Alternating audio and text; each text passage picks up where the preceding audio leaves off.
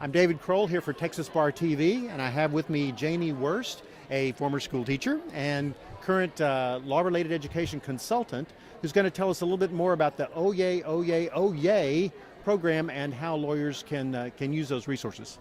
Well, David, this is a project that has just filled an incredible need with the teachers of Texas, because these 24 court cases that teachers now have to teach at part of their state standards and could potentially be test questions on the state assessments aren't really covered very well in textbooks. So this resource is just invaluable. And one of the things that we suggest for the attorneys to implement this project is, if they don't have to necessarily go in and teach these cases, but if they could take the resources to the teacher, the case study, the summaries of the 24 cases, take those to the teacher so the teacher then can teach these cases when it's appropriate to teach them.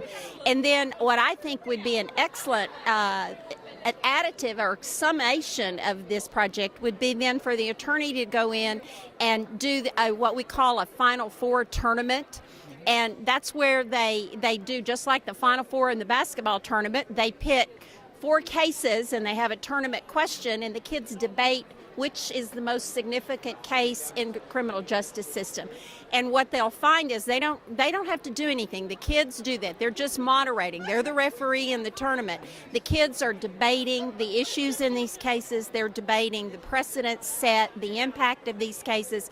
And the result is they have a deep understanding of these cases, which is so much more than the teacher would have been able to get from him from the old traditional way of teaching. So that's why I said it fills a niche that the teachers will sing their praises for, because there's just nothing out there like this.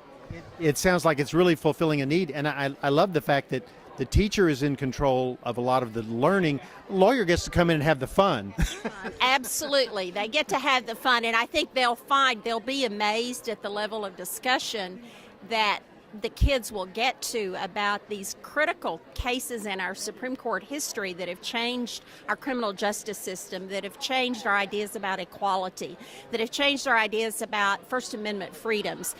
And they're discussing it at a level that I know I didn't get to till I was deep into college and understanding it. I'm not sure even really got to then. And these are 8th grade students that are able to do this, and high school students. So I think it'll be a pleasurable experience for them to go in and use these resources. Absolutely. I'm sorry I didn't get to do it. I need to go back to school just to enjoy this. So and they're leaving the teachers with a couple of strategies that they'll use with these cases, but it's strategies that they can use with other content that are interactive, and instead of the teacher just standing up there and teaching the cases in a lecture format, their kids are actually doing something with it, and that's when we know learning takes place. We all know you learn more by doing than you do by sitting or listening or regurgitating what you've heard. And I think that's the hallmark of law-related education. That's our philosophy, is to provide resources for the kids to do, not just sit and get.